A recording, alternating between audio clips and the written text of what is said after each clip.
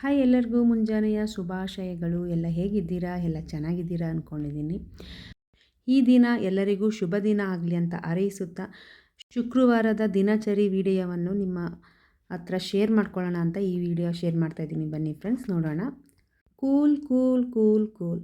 ನಮ್ಮ ಬೆಂಗಳೂರಿನ ವೆದರ್ ಹೆಂಗಿತ್ತು ಅಂದರೆ ಎರಡನೇ ಊಟಿ ಅಂದರೆ ತಪ್ಪಾಗಲಾರದು ವೀಕ್ಷಕರೇ. ಅಷ್ಟು ಚಳಿ ಅಂದರೆ ಅಷ್ಟು ಚಳಿ ಇತ್ತು ವೀಕ್ಷಕರೇ. ಆ ಬೆಳಗಿನ ವಾತಾವರಣದಲ್ಲೇ ಎಲ್ಲ ಕೆಲಸಗಳು ನಡಿಲೇಬೇಕಲ್ವ. ಮಕ್ಕಳು ಸ್ಕೂಲ್ಗೆ ಹೋಗಲೇಬೇಕು, ನಮ್ಮ ಕೆಲಸಗಳು ನಡಿಲೇಬೇಕಲ್ವ. ಬೆಳಿಗ್ಗೆ ಆಯಿತು, ಎಲ್ಲ ಕೆಲಸದ ಜೊತೆ ನಮ್ಮ ಕೆಲಸ ಅಂದರೆ ಬೆಳಿಗ್ಗೆ ಎದ್ದ ತಕ್ಷಣ ನಾವು ಮುಂದೆ ಅಂದರೆ ರಂಗೋಲಿ ಬಿಡಲೇಬೇಕು. ಅದು ಒಂಥರ ನಮಗೆ ಖುಷಿನೂ ತರುತ್ತೆ ಮತ್ತು ನಮ್ಮ ಸಂಪ್ರದಾಯನೂ ಇರುತ್ತೆ. ಇದು ಅಂದರೆ ನಾವು ನಮ್ಮ ತಂದೆ ತಾಯಿನ ನೋಡಿ ನಾವು ಕಲ್ತಿರ್ತೀವಿ. ನಮ್ಮ ಸಂಪ್ರದಾಯಗಳು, ನಮ್ಮ ರೂಢಿಗಳೆಲ್ಲ, ಅಥವಾ ನಮ್ಮ ತಾತ ಅಜ್ಜಿನಾದರೂ ನಾವು ನೋಡಿ ಕಲ್ತಿರ್ತೀವಿ. ಇದೊಂದು ಉದಾಹರಣೆ ಆಗಬೇಕು. ಯಾಕಂದರೆ ನಮ್ಮ ಮಕ್ಕಳು ಮನೇಲಿ ಬೆಳೀತಾ ಇರ್ತಾರೆ. ನಾವು ಹೇಗೆ ನಡೀತೀವೋ ಹಂಗೆ ಮಕ್ಕಳು ಸಹ ಬೆಳೀತಾರೆ. ಅವ್ರಿಗೆ ನಾವು ಒಳ್ಳೆ ಉದಾಹರಣೆ ಆಗಬೇಕು ಅಂದರೆ ನಮ್ಮ ಸಂಪ್ರದಾಯಗಳು ಹಾಗೂ ನಮ್ಮ ಅಭ್ಯಾಸಗಳನ್ನ ಅವರು ನೋಡಿ ಕಲಿಬೇಕು.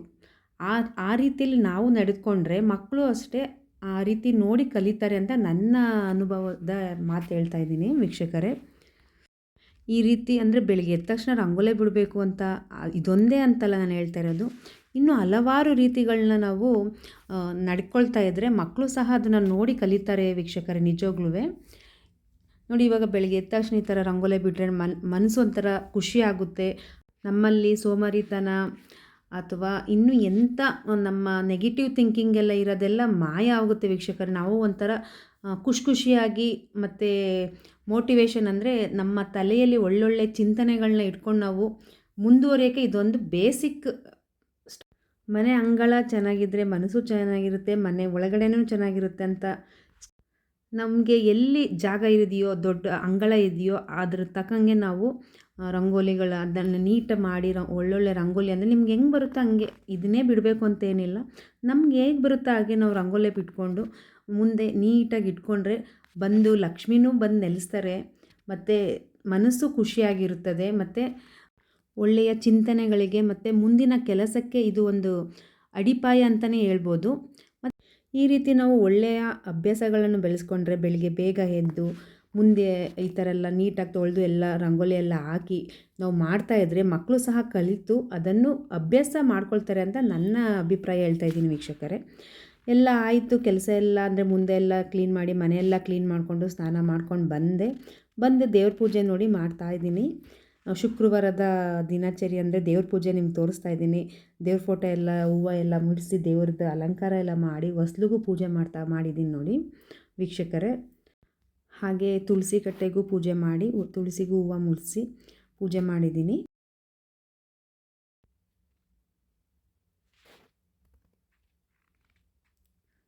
ನಾನೊಂದು ದೇವ್ರ ಮನೆಯಲ್ಲಿ ಪುಟ್ಟ ಲಕ್ಷ್ಮಿ ವಿಗ್ರಹ ಇಟ್ಕೊಂಡಿದ್ದೀನಿ ವೀಕ್ಷಕರೇ. ನೋಡಿ, ವಿಗ್ರಹಕ್ಕೆಲ್ಲ ಹೂವು ಮುಡಿಸಿ ಅರಿಶಿನ ಕುಂಕುಮ ಎಲ್ಲ ಹಾಕಿ ಪೂಜೆ ಮಾಡಿದ್ದೀನಿ. ಮತ್ತು ನಾನು ಲಲಿತಾ ಸಹಸ್ರನಾಮ ಬುಕ್ ನೋಡಿ ಇದನ್ನು ನಿಮಗೆ ಯಾವಾಗ ಫ್ರೀ ಆಗುತ್ತೆ ಅಂದರೆ ಬೆಳಿಗ್ಗೆ ಫ್ರೀ ಆದರೆ ಅಥವಾ ಸಂಜೆ ಫ್ರೀ ಆದರೆ ನೀವು ಲಲಿತಾ ಸಹಸ್ರನಾಮ ಓದಿ ವೀಕ್ಷಕರೇ. ಇದು ತುಂಬ ಒಳ್ಳೆಯದಾಗುತ್ತೆ. ಮನೆಯಲ್ಲಿ ನೆಮ್ಮದಿ, ಶಾಂತಿ, ಸುಖ ಎಲ್ಲ ಚೆನ್ನಾಗಾಗುತ್ತೆ ವೀಕ್ಷಕರೇ. ಆ ಬುಕ್ಕಲ್ಲೇ ಲಕ್ಷ್ಮಿ ಮಂತ್ರನೂ ಇದೆ ವೀಕ್ಷಕರೇ. ಮಂತ್ರ ನೋಡಿಕೊಂಡು ನೀವು ಅರ್ಚನೆ ಮಾಡ್ಬೋದು ಲಕ್ಷ್ಮಿ ಅಮ್ಮನಿಗೆ. ನಾನು ನೋಡಿ ಅರ್ಚನೆ ಮಾಡ್ತಾಯಿದ್ದೀನಿ. ಅರಿಶಿನ ಕುಂಕುಮದಿಂದ ಮತ್ತು ಹೂವಿನಿಂದ ಅರ್ಚನೆ ಮಾಡ್ತಾಯಿದ್ದೀನಿ ವೀಕ್ಷಕರೇ. ಅರ್ಚನೆ ಎಲ್ಲ ಮಾಡಿ ಅಮ್ಮನಿಗೆ ನೈವೇದ್ಯ ಮಾಡಿ ಹಣ್ಣಿಟ್ಟಿದ್ದೀನಿ ಮತ್ತು ಸಕ್ಕರೆ ಸಹ ಇಟ್ಟು ನೈವೇದ್ಯ ಮಾಡಿ ವೀಕ್ಷಕರೇ. ಆರತಿ ಬೆಳಗಿದ್ರೆ ನಮಗೆ ಒಂಥರ ಮನಸ್ಸು ಖುಷಿಯಾಗುತ್ತೆ. ನಮಗೆ ಮಂತ್ರ ನೋಡ್ಕೊಂಡವರು ನಾವು ಅರ್ಚನೆ ಮಾಡ್ಬೋದು, ಅಥವಾ ಲಕ್ಷ್ಮಿ ಅಮ್ಮಂದು ಹಾಡಿರುತ್ತೆ, ಹಾಡನ್ನು ಸಹ ಹೇಳ್ಕೊಂಡು ನಾವು ಅರ್ಚನೆ ಮಾಡ್ಬೋದು ವೀಕ್ಷಕರೇ. ಅವರವರ ಇಚ್ಛೆಯಂತೆ ನಾವು ಮಾಡ್ಬೋದು ವೀಕ್ಷಕರೇ. ನಾನು ಬುಕ್ಕಲ್ಲಿ ಮಂತ್ರ ನೋಡ್ಕೊಂಡು ಅರ್ಚನೆ ಮಾಡ್ತೀನಿ, ಹಾಡನ್ನು ಹೇಳ್ತೀನಿ. ಆದರೆ ನನಗಿಷ್ಟ ಹಾಡು ಹೇಳ್ಕೊಂಡು ಪೂಜೆ ಮಾಡೋಕ್ಕೆ ತುಂಬ ಇಷ್ಟ. ಆದರೆ ರಾಗ ಇಲ್ಲಾದರೂ ಪರವಾಗಿಲ್ಲ, ನಾನು ಯೋಚನೆ ಮಾಡಲ್ಲ.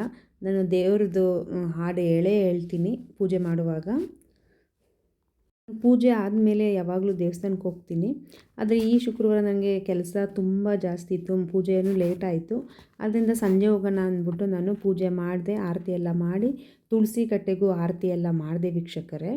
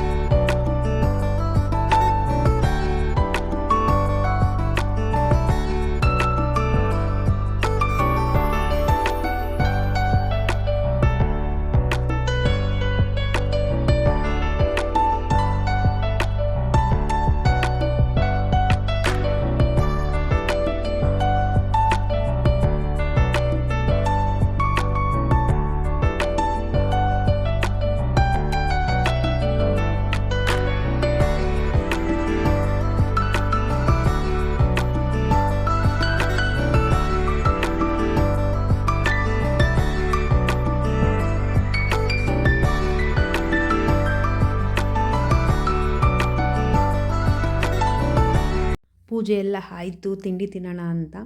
ಇವತ್ತಿನ ತಿಂಡಿಯಲ್ಲಿ ನಾನು ಪೂರಿ ಮತ್ತು ಸಾಗು ಮಾಡಿದ್ದೆ. ಆ್ಯಕ್ಚುಲಿ ಪೂರಿ ಬೇಡ ಅನ್ನಿಸ್ತು, ನಾನು ಅದಕ್ಕೆ ಮಸಾಲ ಓಟ್ಸ್ ಮಾಡ್ಕೊಳ್ಳೋಣ ಅಂದ್ಬಿಟ್ಟು.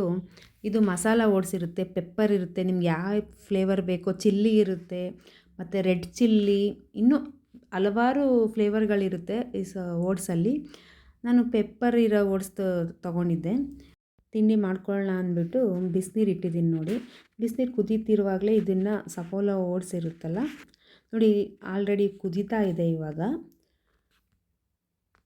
ನಿಮಗೆ ನೋಡಿ ಸಫೋಲಾ ಓಟ್ಸ್ ಇರುತ್ತಲ್ಲ, ಇದನ್ನು ಇಲ್ಲಿಗೆ ಹಾಕೋದು. ನಿಮಗೆ ಹೆಂಗೆ ಅಂದರೆ ತಿಕ್ಕಬೇಕಾ, ಒಂದು ಸ್ವಲ್ಪ ಅಂದರೆ ತೆಳು ಬೇಕಾ, ಅದ್ರ ನೋಡಿಕೊಂಡು ನೀವು ಹಾಕೋಬೋದು ಇದನ್ನು. ನಾನು ಗಟ್ಟಿ ಅಷ್ಟು ಇಷ್ಟಪಡಲ್ಲ, ತಿಕ್ಕಾಗಿರೋದು ಅಷ್ಟು ಇಷ್ಟಪಡಲ್ಲ. ಸ್ವಲ್ಪ ತೆಳು ಅಂದರೆ ತಿನ್ನಾಗಿಲ್ಲ, ಅಂದರೆ ಪಂಗಲ್ ಇರುತ್ತಲ್ಲ ಆ ರೀತಿ ಇರುತ್ತೆ. ನಂಗೆ ತುಂಬ ಇಷ್ಟ ಆಗುತ್ತೆ ಆ ಥರ.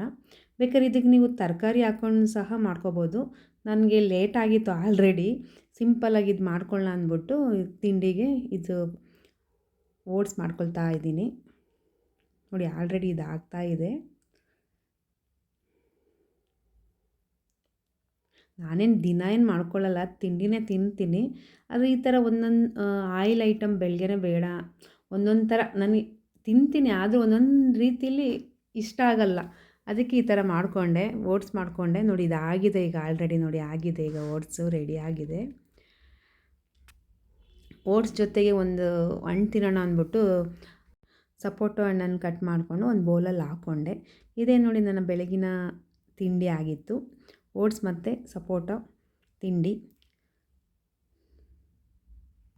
ಈ ರೀತಿ ಶುಕ್ರವಾರದ ಬೆಳಗಿನ ದಿನಚರಿಯನ್ನು ನಿಮ್ಮ ಹತ್ರ ಶೇರ್ ಮಾಡ್ಕೊಂಡಿದ್ದೀನಿ ವೀಕ್ಷಕರೇ. ಈ ವಿಡಿಯೋ ಇಷ್ಟವಾದಲ್ಲಿ ಲೈಕ್ ಮಾಡಿ, ಶೇರ್ ಮಾಡಿ, ಸಬ್ಸ್ಕ್ರೈಬ್ ಮಾಡ್ಕೊಳ್ಳಿ ನನ್ನ ಚಾನಲನ್ನು. ಏನೇ ಇದ್ದರೂ ನಿಮ್ಮ ಅಭಿಪ್ರಾಯಗಳನ್ನು ಕಮೆಂಟ್ ಮೂಲಕ ತಿಳಿಸಿ ವೀಕ್ಷಕರೇ. Thank you very much.